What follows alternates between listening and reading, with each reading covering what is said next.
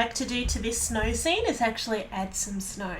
So one of the cool things you can do is, we don't live where there's much snow. Basically, we'd have to drive in the middle of winter a couple of hours to get to any snow. So there's some fantastic stock that you can get a hold of. And one from DIY Photography is actually free. So I'll include that in the links. This whole stock collection of snow is actually freely available. Commercially, you can use it. So it's a great resource. And I'll give you the link for that. And there's a heap of other resources on their website too, which are fantastic. This one happens to be free, which is a bonus. So what I'm going to do is select a couple of different ones, and I just want basically a snow scene that is a mixture of small and large snow, and I'll probably do a few different layers behind and in front and so forth. So I'll open up this one in Photoshop as a smart object. And then I'm going to drag that over to my scene.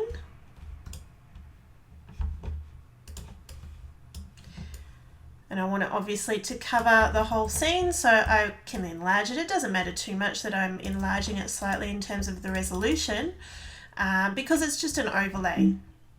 Now, as we've done before, to get rid of the black, basically we need to use one of these blending modes, lighten or screen.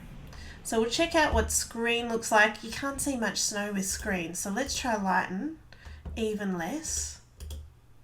So we'll go back to screen. Now, the reason that you can't see a lot of snow, you can see it a bit up here, is because the whole scene is already quite light. So the snow is not showing up too much. We may need to do a few different layers of the snow to really help it show up more. So we'll go back in here. And what we can do too is enhance our brightness, so that maybe enhance the whites a little bit, so that it shows up a bit more. So let's go into Open Smart Object. So at the moment, we've got a few elements of snow cascading through our scene on the front. We may want to add to that as well in bringing in some more, some smaller elements of snow as well. So we can even create a brush from this snow. So I'm going to show you how to do that. If we go back over here and we go into Edit, at the moment we can't define the brush preset. We're going to create a new file, snow brush.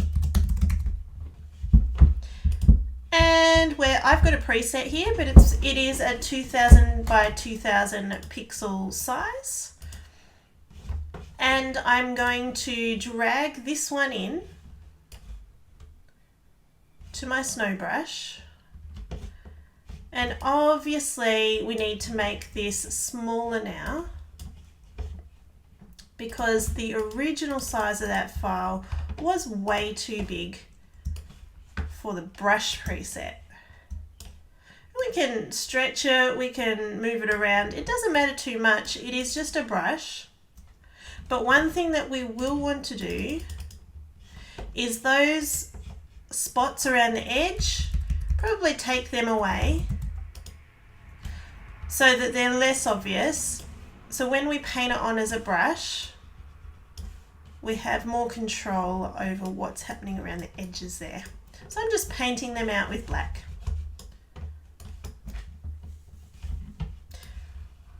So now we've got what looks like a pretty cool snow brush. We can go now to Edit, Define Brush Preset. Now if we look at that, we've got white with black dots. It's a reverse as to what we actually want. So instead of it being that way round, before we create a preset, we need to invert our image so that it's black on white. So when we paint it on, it paints on in whatever color we want. So Edit, Define Brush Preset, Snow Brush. Now we've got a snow brush. And we can make it any size we want, and we can have it rotate and do all sorts of things. So if we go back into our scene, which is here, we create a new layer. we can paint that on. At the moment, I've got black selected, so obviously we don't want that. But we can paint on with white. So we have a lot of control over the snow at the moment. But if we keep painting, it's all very repetitive. It's all the same. So instead of that repetitive painting, what we can do is change our brush dynamics. So we want angle jitter on and even some size jitter. And what that will do is it turns our brush around as we paint it, which gives it variety so that you can't tell that we're using the same brush all the way through. So that's a really, really good option if you're using a brush that's a detailed brush. You might want to make that brush bigger as you come down to the front and the foreground of the image because the snow would be closer to the camera, and some further away in the distance. Now at the moment I'm just painting with white on a layer. It'd be important to maybe make that slightly transparent, slightly see-through, and then start adding some layers in between things. So perhaps if we go down behind the snowman here, create a new layer, call that snow, and then we can paint some more snow behind the snowman. So doing that sort of throughout to create a feel of falling snow in the different layers, in the different levels of the layers. Another thing I like to do towards the end of a composite is to create a sharpened layer. And the way that I do this is I copy everything. Now you can do that by going Edit, Copy, Merge, select everything, or you can click Shift, Alt, Command, E, and that will create a merge visible layer which will go on top of everything else. So this merge visible layer is basically a flattened version of the whole thing. Now if I then change that to soft light mode, and then I go into Filter, Other, High Pass, I normally go at around 2 pixels, and you can see where it's going to sharpen. So you want to have a look and see where it's going to sharpen. So it's going to leave those soft areas and sharpen up the areas that have edges. And just zoom up.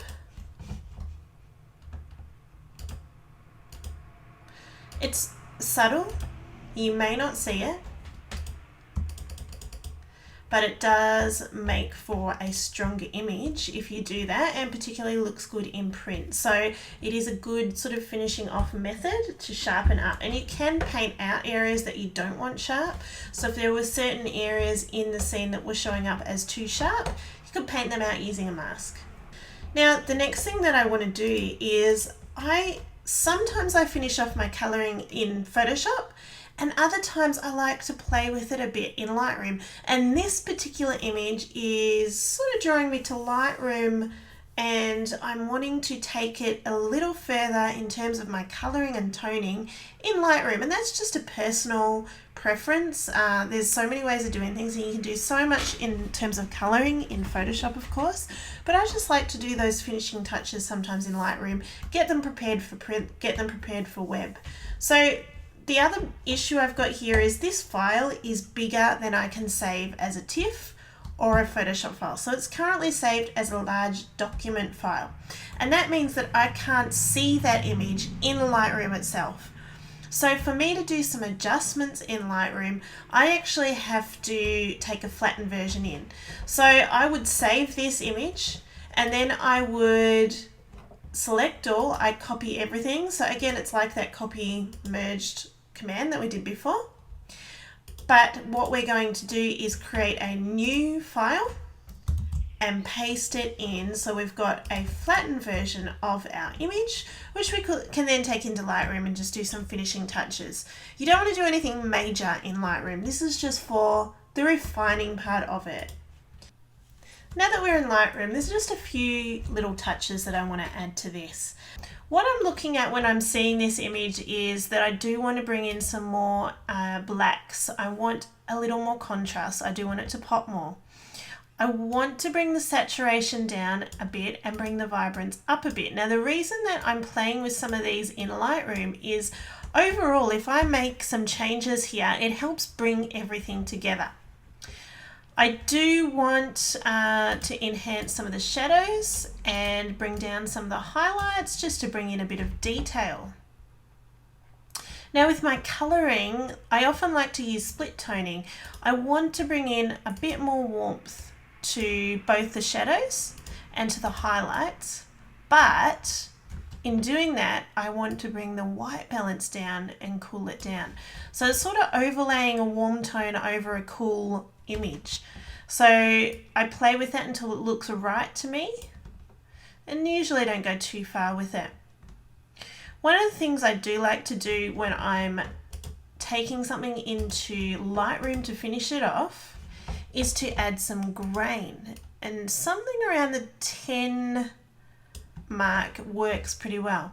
And what that does is bringing in that grain to the whole image actually again helps bring it all together. So by bringing in grain to match on top of the snowman and our subject and our background, it actually makes it more look like it's more realistic. Occasionally I might bring in some vignette to help bring the image together, and I think perhaps this one is calling for just a touch, not too much. So it's a matter of looking at your image and making those fine-tune adjustments, and you may even do some more when you go to print. I've just got my ASO monitor, which is amazing, and I can actually calibrate this monitor to match particular papers that I'm using to print on.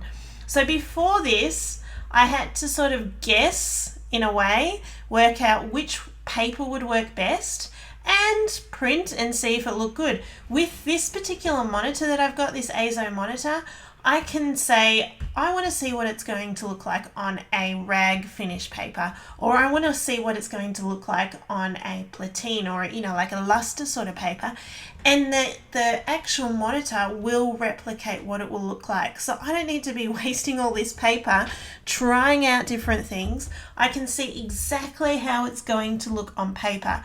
So yes, these monitors are not cheap, but they are well worth the money, because the other thing they do is they show you more colors. So it's a wider gamut, where your iMacs and even the 5K iMacs don't show the amount of colors and depth that these monitors do. So when I'm working with very detailed images, and especially some darker type images like my Alice one that has a lot of dark tones, then this monitor is just worth its weight in gold. So I'll put a link to the ASO monitors as well, because you may not have heard of them, and it might be something that you want to look at just to improve your output and improve your images.